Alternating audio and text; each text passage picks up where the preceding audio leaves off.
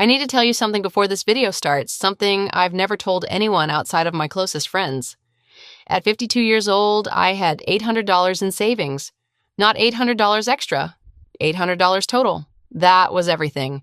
A single medical bill, a car repair, one slow month at work. Any of those things would have wiped me out completely. I had raised 2 kids. I had worked for 27 years. I had done everything I was supposed to do. And I had almost nothing to show for it.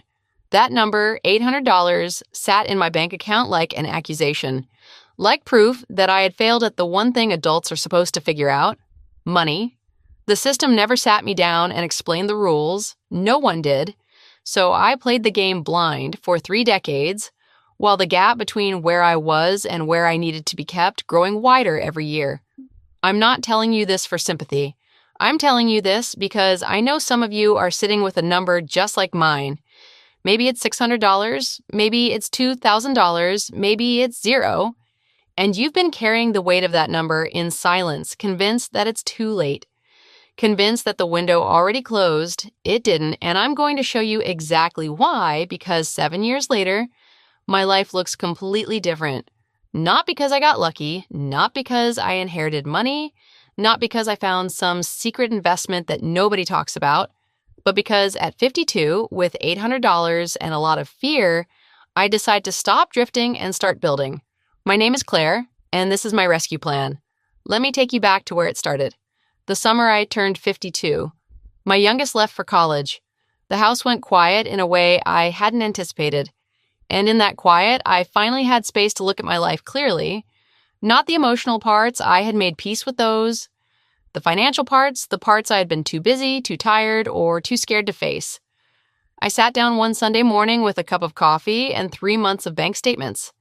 I had never done this before, not once in 27 years of working. I had always assumed I had a rough sense of where my money went. I did not. What I found in those statements was not dramatic. There was no single villain, no one expense that explained everything. It was 100 small decisions made without thinking, over and over again for years. Restaurant meals on hard weeks. Subscription boxes that arrived and went straight into closets. Clothes bought during sales for clothes I already had. A storage unit I was paying $120 a month to hold things I hadn't touched in 4 years. None of it was reckless. All of it added up to a life where money came in and left immediately, leaving nothing behind. That Sunday morning, I wrote down 3 numbers: my income, my expenses, and the difference between them. The difference was $310. That was my monthly surplus. After 27 years of working, after raising 2 children, after everything, I had $310 a month left over. And even that wasn't going anywhere deliberate. It was just dissolving into the noise of everyday life. I also wrote down my net worth, everything I owned minus everything I owed. The number was $14,000, mostly old furniture, a car I'd be paying off for another 2 years, and that $800 in savings, after a career, after a life. I stared at that number for a long time. Then I made a decision, not a dramatic one, not a radical reinvention, just a quiet private decision that I was going to learn the rules I had never been taught, and I was going to use what little I had to start playing differently. The first thing I learned changed everything. I had always thought about money in terms of how much I had, balance total, the number sitting in the account. What I didn't understand, what nobody had ever explained to me, was the difference between a balance and an income stream. A balance is just a number. It goes up when money comes in and down when money goes out.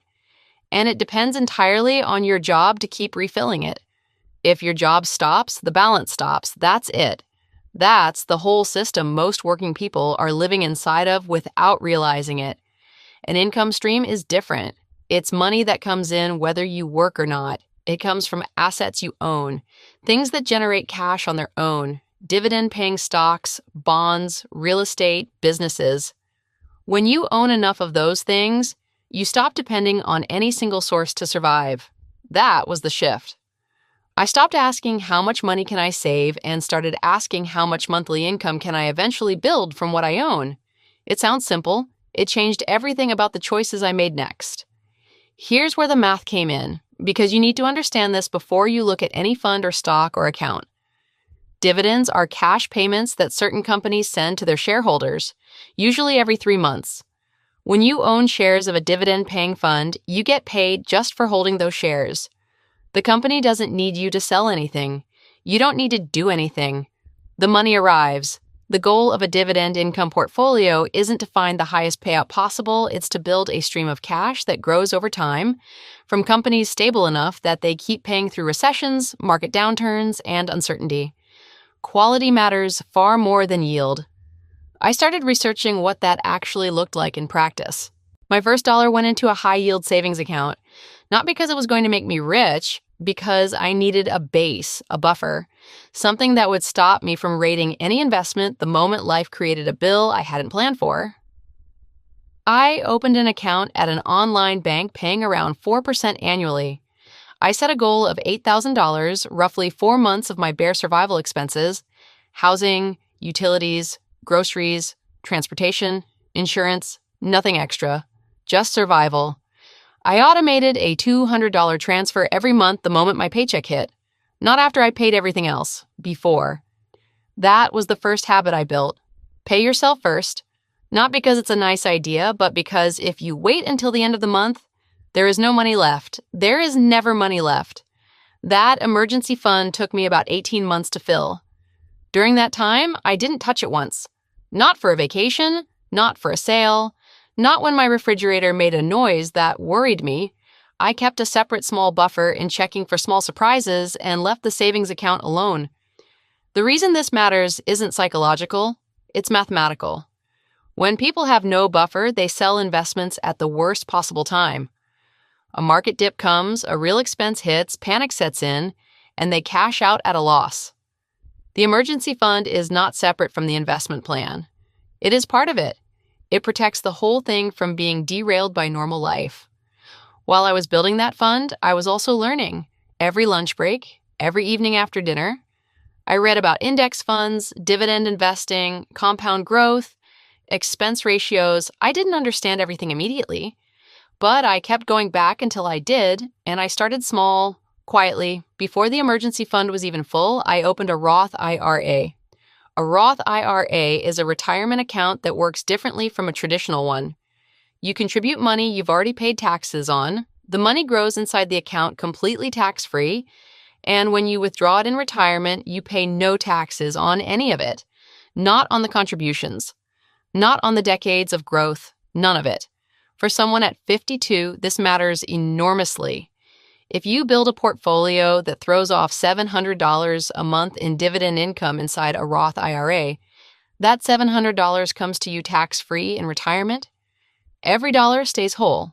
The contribution limits have changed over the years. For anyone 50 or older, you can add catch-up contributions on top of the standard limit. In 2026, that means people 50 and older can contribute $8,600 to an IRA annually. That's not nothing. Even if you can't hit the maximum, every dollar you get in there starts working immediately. I contributed what I could that first year. Not the maximum, but something, and I put it into 3 things. The first was a broad market index fund. In plain language, this is a fund that owns a tiny slice of hundreds of large American companies at once. You don't pick stocks, you don't follow earnings reports. You own the market, which over long periods has returned around 10% annually on average. This was the growth engine of my portfolio. Not for income today, for purchasing power tomorrow. The second was a dividend quality fund. There are funds specifically built around companies with strong track records of paying dividends consistently, companies screened for financial health, steady cash flow, and dividend history. This was my income engine. The fund paid distributions quarterly. Every time it did, I reinvested every penny. The third was a dividend growth fund. This one had a lower current yield, but it focused on companies that raised their dividends consistently over time. The logic is this. If a company raises its dividend by 7% every year, in 10 years, your income from that same holding has nearly doubled. You don't need to add money. The income grows by itself. For a late starter building a 20-year income stream, that growth matters more than most people realize. My initial split was roughly 35% broad market, 40% dividend quality, 15% dividend growth, and 10% short-term treasuries for stability. I leaned heavier on income-producing assets than a younger investor might, Because I didn't have 4 decades of runway. I needed progress I could see. That's not the perfect allocation for everyone. But it was the right one for my situation and my timeline. The first year was humbling. I ended it with about $9,200 invested across the 3 buckets. My annual dividend income was $310, less than $1 a day. I wrote that number down anyway. I gave it a name. I called it my first paycheck from money. It wasn't enough to change my life. It was enough to prove something was working. That matters more than the number. When you're starting late, the temptation is to look at the balance and feel despair. The balance looks small because it is small, but the question you should be asking isn't how big is this? The question is this system actually generating income? And if the answer is yes, even a small yes, you keep going. Year 2 brought something I hadn't anticipated. My employer had a retirement plan I had been contributing to since I was hired. I was putting in 3%. My employer matched up to 4%. For years, I had been leaving 1% of free money on the table every single month. When I finally read the plan documents and understood what employer matching actually meant, I increased my contribution immediately. An employer match is an immediate 100% return before any market gains. If your employer matches 50 cents for every dollar you put in up to 6%, and you're only contributing 3%, you are handing back part of your own compensation every pay period. It is the closest thing to free money that exists in personal finance. Take all of it. I also increased my automatic monthly investment from $200 to $350 after canceling the storage unit, renegotiating my phone plan, and cutting 2 subscriptions I barely used. None of those changes felt dramatic in the moment. Together, they freed up $150 a month that went directly into the portfolio. By the end of year 2, the account had grown to around $26,000. Annual dividend income crossed $800, still modest, but the direction was unmistakable. In year 3, the market dropped, not catastrophically, but meaningfully. My portfolio value fell roughly 14% over several months. I remember the morning I logged into the account and saw the number significantly lower than it had been. My first instinct was the same one most people have. Do something, fix it, stop the bleeding. I did nothing. Not because I was calm, I wasn't, but because I had read enough by then to understand what panic selling actually costs you. Every person who sold during that decline locked in their losses permanently. Every person who held, or better, kept buying at lower prices, recovered, and then exceeded their previous high. The emergency fund held. Life kept happening. I covered every expense from income and checking without touching the portfolio once. And when the market recovered, the shares I had continued buying at lower prices appreciated alongside everything else. That experience taught me something about the emotional side of this that no article fully prepares you for. Investing isn't hard because the math is complicated. It's hard because it requires you to act against your instincts at the exact moments when your instincts are screaming the loudest. Building the habit of inactions during panics is one of the most valuable things you can do as an investor. By the end of year 3, the account had grown to $48,000. Annual dividend income approached $1,600. I could see for the first time a real number, monthly income starting to mean something. In year 4, I made one strategic adjustment. I redirected all dividends from the broad market fund into additional shares of the dividend quality fund. Not because the broad market fund was bad, but because my priority had become accelerating income faster than growth. I still held the broad market fund for long-term value, but every payout from it was now buying more income-generating shares. This isn't a technique that works for everyone. It depends entirely on what you're trying to build and when you need it. For me, at 55, with a specific goal of reducing financial fear before I reached 60, it was the right move. I also started tracking something I called my monthly income report, not account balance. Monthly income generated by the portfolio. That number became my real scorecard, not the total, the income. By year 4, that number was around $200 a month, half a utility bill. Not enough to change my life, enough to change how my life felt. Years 5, 6, and 7 are harder to dramatize because nothing dramatic happened. There was no breakthrough moment, no lucky stock pick, no windfall, just the same system, operating quietly month after month with increasing deposits as my income grew slightly. continued reinvestment of every dollar the portfolio generated, and a refusal to let any external noise push me off course. By the end of year 5, the account had reached $89,000. Monthly income was around $320. By the end of year 6, the account crossed $138,000. Monthly income was $490. By the end of year 7, I was sitting at $187,000 in total portfolio value, and my monthly dividend income had reached $670. $670 a month. Not my salary, not enough to retire on fully, but enough to cover my electric bill, my internet, my car insurance, and most of my grocery spending. Enough that if I lost my job tomorrow, the fear would be real but not terminal. Enough that I can look at work differently now, not with desperation, but with something closer to choice. That is the crossover point nobody talks about enough. It's not the moment you can quit and do nothing forever.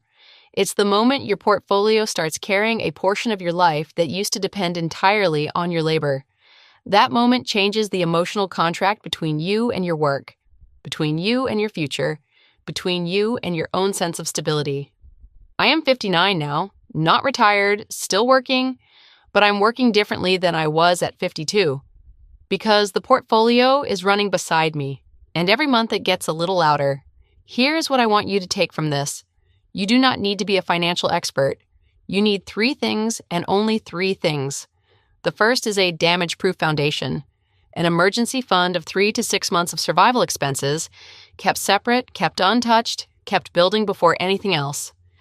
This is not exciting. It is the thing that saves everything else when life shows up, and life always shows up. The second is consistent contribution, not the maximum, whatever you can, more than yesterday if possible, automated so it happens whether you feel like it or not, redirected into assets that generate income and grow over time, increased whenever your income increases before lifestyle inflation has a chance to absorb the difference. The third is patience that is almost boring. Reinvest everything. Stop checking the total balance. Track the monthly income instead. Stay in the market when it falls, because falling and recovering is exactly what markets do. And the people who hold through the fall are the ones who capture the recovery. I started at 52 with $800 and a lot of fear. 7 years later, I have a machine. It's not finished. It's not perfect. But it runs every single month without me having to ask it to. And the sound it makes is the sound of a future that doesn't depend entirely on whether my employer keeps me employed. You can build this. Not because it's easy, because it's systematic. And systems work for anyone who uses them long enough. The window did not close. It is open right now. And the only question is whether you will walk through it. If this video reached someone who needed to hear it today, share it, pass it to a friend, a sister, a parent who thinks it is too late. Subscribe and stay with me, because we are just getting started.